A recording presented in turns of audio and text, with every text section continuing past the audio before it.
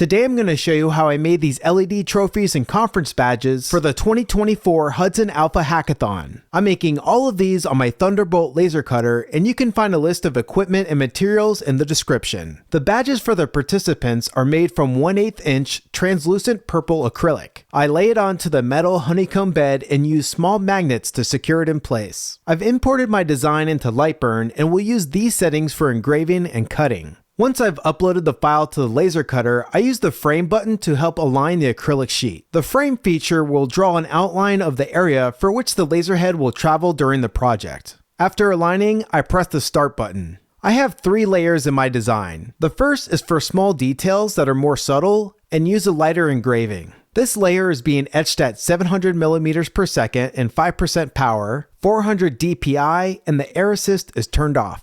The next layer is more pronounced and has a deeper engraving. It contains the badge's outlines and bold text. This layer is being etched at 1000 millimeters per second and 50% power, and also 400 DPI, and the air assist is turned off. Finally, the last layer is for cutting and is being run at 10 millimeters per second at 70% power with the air assist turned on. The total runtime for this job was 30 minutes. I then use a microfiber cloth to brush away the particulates, and I'm really happy to see how sharp these badges look. Next up, I'm making special badges for the conference staff. This acrylic is also 1/8 inch thick, but is a translucent iridescent and looks so cool. These badges have basically the same design and are being engraved with the same settings as before. But what is this? These splotches made me really nervous. Did I just waste a bunch of money on acrylic and have to buy some new stuff? It was looking amazing, but now it appears it's not really good for engraving. I mean, just look at that. Well, finally the badge is being cut out, but this does not look good. Now it's time to see if somehow I can remove these splotches. Well, what do you know? A dry microfiber towel did most of the job. However, I grabbed some 99% isopropyl alcohol and was able to remove the rest. Next, I'm going to make the trophies. This is a sheet of 4mm thick transparent acrylic, and gee willigers, this protective paper is really hard to remove. It keeps tearing in small pieces rather than just being able to remove it in one shot. If you have any suggestions on easier ways to remove this paper, please leave a comment below. Now I upload the file from Lightburn to the Thunderbolt.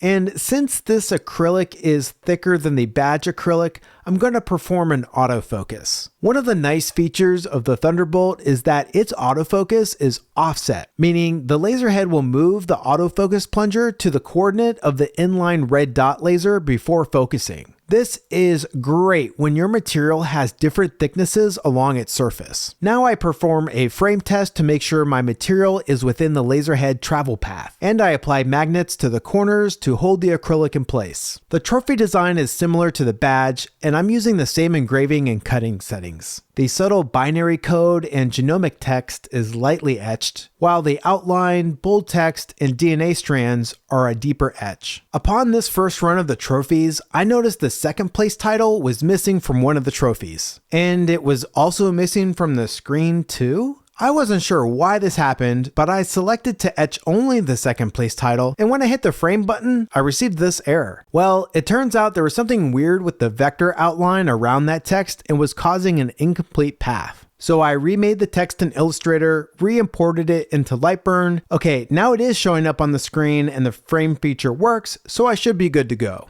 Sweet!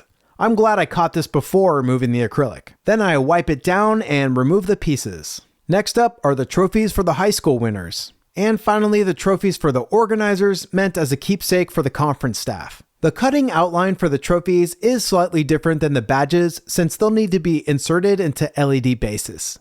All the pieces are cut and it's time to remove the protective paper from the other side. After peeling a whole bunch of paper, I finally got a method down and it worked out pretty nicely. And the protective material on the iridescent acrylic is a plastic film, so that was really easy to remove. For some reason, the paper on the trophy was much easier to remove once it was etched and cut compared to when I had to do it before etching. Does anyone know why that was? Maybe I got the hang of it too? I'm not sure. The LED lamp bases that I purchased for the trophies come in a pack of 2 from Amazon and are a great way to get you started if you want to make a custom LED lamp or trophy. They come with 2 round pieces of transparent acrylic so that you can etch a design onto these, but I'll save these for another project. Also included are 2 remote controls. These allow you to change the color of the lamp as well as to turn it on or off. Here's 2 micro USB cables. These are used to power the lamp if you don't want to use the batteries. Here's the instruction booklet. And finally, 2 LED lamp bases. On the front of the base is the receiving port for the remote control. And on top is the button for power or changing color,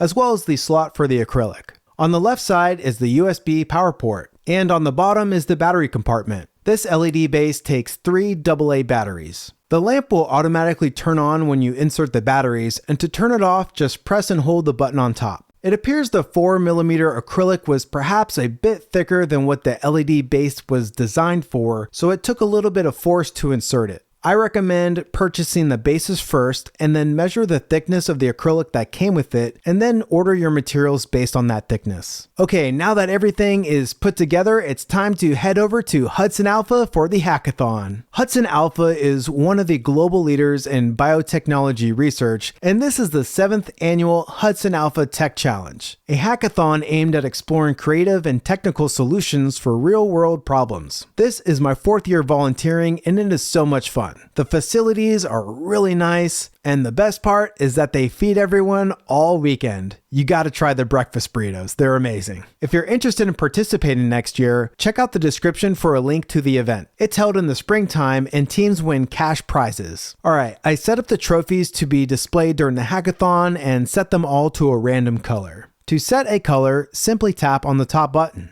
There is one setting that will quickly change through colors, and I believe there's another one that'll slowly fade through them. Otherwise, the color you choose will remain on. I really like how these staff badges came out and can't wait to use the same iridescent acrylic on another project. The color changes based on lighting and your observation angle. So cool. I am also in love with these hacker participant badges. This deep purple contrasts nicely with the white laser etching. This year we had almost 80 participants, so it was so much fun seeing them wear their badges while hacking on their projects. And one of the staff members made these cool little 3D printed holders so that people could display their badges at home, work, or school.